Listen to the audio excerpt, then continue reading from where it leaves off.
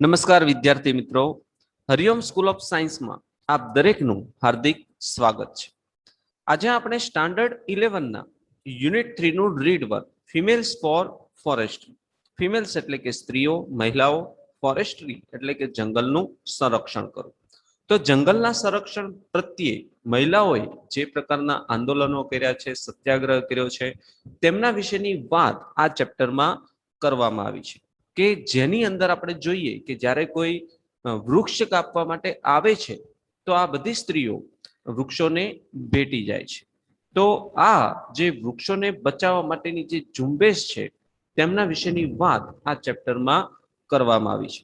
તો ચાલો આપણે ચેપ્ટર જોઈએ કે જેમની અંદર સ્ત્રીઓએ જે પણ પ્રકારના પ્રયત્ન કર્યા છે, જે પ્રકારના આંદોલનો કર્યા છે, તો તેના વિશે આપણે વિસ્તારથી આ ચેપ્ટરનો અભ્યાસ કરીશું.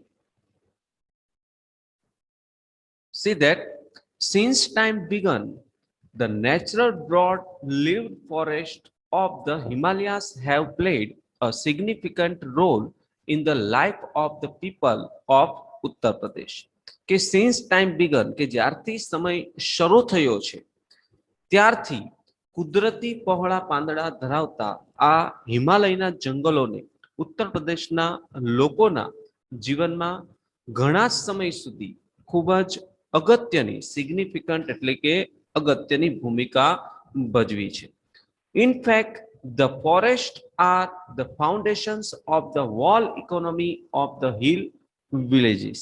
અને હકીકતમાં આ જંગલો આ પર્વતીય ગામડાઓની સંપૂર્ણ ઇકોનોમિક્સ એટલે કે આર્થિક વ્યવસ્થાનો ફાઉન્ડેશન એટલે કે પાયો છે. Green leaves and grass, for example, provide fodder for the animals. કે લીલા પાંદડા અને ઘાસ તેના ઉદાહરણ તરીકે આપણે જોઈએ તો પ્રાણીઓ માટે ફોડર એટલે કે ચારો પૂરો પાડે છે. Whose dung is used as fertilizers for the croplands. અને જેના ડંગ એટલે કે ગોબર છાણ ના ઉપયોગથી ફર્ટિલાઇઝ એટલે કે ફળદ્રુપ બનાવે છે. કોને ફળદ્રુપ બનાવે છે? ક્રોપલેન્ડ. ક્રોપલેન્ડ એટલે કે જમીન. Dry twigs and branches are the only source of domestic cooking fuel. Dry twigs, dry એટલે કે સૂકું અને ટ્વિગ્સ એટલે કે ડાળીઓ, કે સૂકી ડાળીઓ અને બ્રાન્ચીસ એટલે કે જે લાકડા બને છે તે ઘરની રસોઈ બનાવવા માટેનો એક મુખ્ય સ્ત્રોત છે. The forest also provide large supplies of the fruits, edible nuts, fibers and herbs for local consumption. કે જંગલોના બહોળા પ્રમાણમાં આવી બધી વસ્તુઓ પૂરી પાડે છે. કઈ કઈ વસ્તુઓ પૂરી પાડે છે?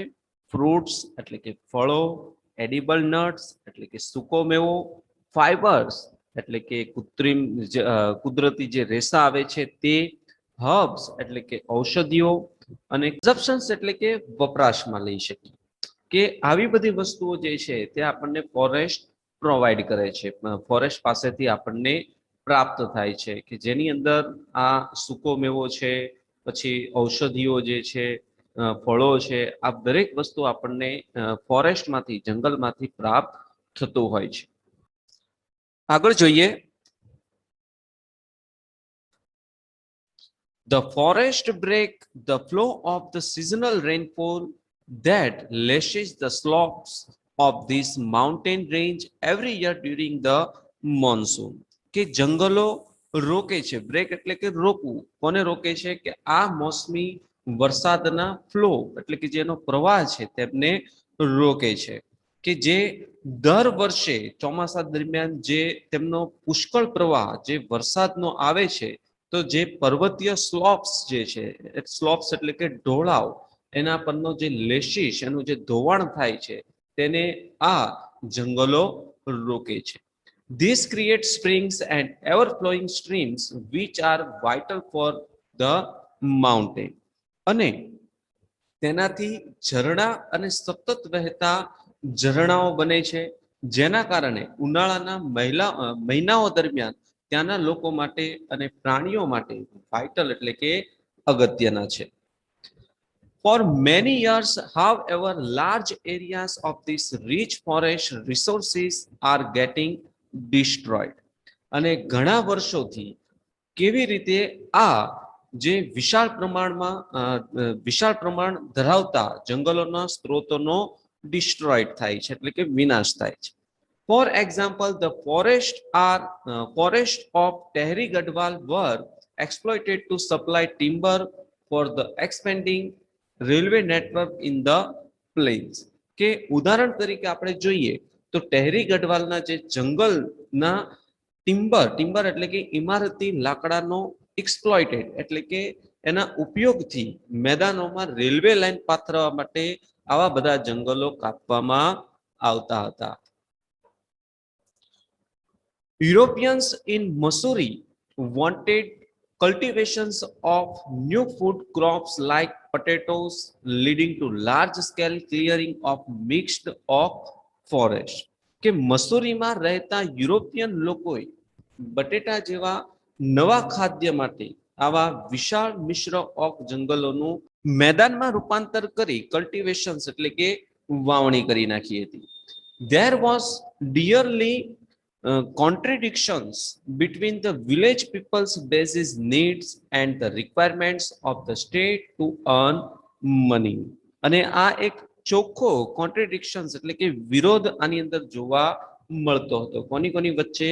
કે જેની અંદર ગામડાના લોકોની જે પાયાની જરૂરિયાત હતી અને રાજ્યને પૈસા કમાવાની જરૂરિયાત, આ બંને વચ્ચે એક પ્રકારનો વિરોધ જોવા મળતો હતો. In 1930, the people of Tehri Gadwal began a non-corporations movement called Satyagraha, a form of peaceful resistance to obtain justice in opposition to the oppressive forest laws. અને 1930 ની આપણે વાત કરીએ તો 1930માં ટેહરી ગઢવાલના લોકોએ એક નોન કોર્પોરેશન્સ એટલે કે અસહકારનું આંદોલન, જેને આપણે સત્યાગ્રહ પણ કહીએ છીએ, કે જે શાંતિપૂર્ણ રેઝિસ્ટન્સ એટલે કે શાંતિપૂર્ણ રેઝિસ્ટન્સ એટલે કે વિરોધ કરવો, એમને શાંતિપૂર્ણ વિરોધ શરૂ કરી દીધો હતો. તો આવા ઓપ્રેસિવ એટલે કે અન્યાયીઓ, આવા અન્યાયી સામે તો ન્યાય મેળવવા માટે આ સત્યાગ્રહ શરૂ કર્યો હતો. In that year, a large number of people were killed in Tillery by the armed forces of the kingdom of Tehri Gadwal when they formed a protest meeting against official forest policy. અને તે જ વર્ષે ટિલરીની અંદર ઘણી બધી મોટી સંખ્યામાં લોકોને મારી નાખવામાં આવ્યા. કોના દ્વારા મારી નાખવામાં આવ્યા? તો આર્મ ફોર્સ એટલે કે એક સશસ્ત્ર લશ્કર જે હતું, જે ટેહરી ગઢવાલના રાજ્ય દ્વારા તેમને મારી નાખવામાં આવ્યા.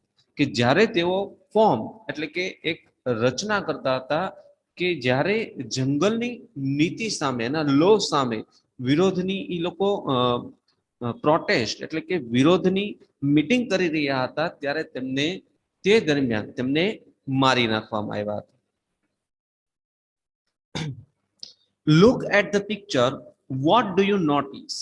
કે આ ચિત્રને તમે જોઈ શકો છો, તમે તેની અંદર શું નોટિસ કર્યું? There are some men, women and children embracing the trees.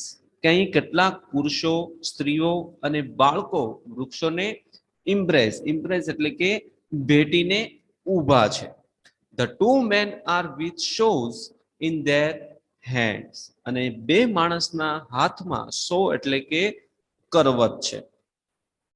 They want to cut down the trees, but the people are protecting them.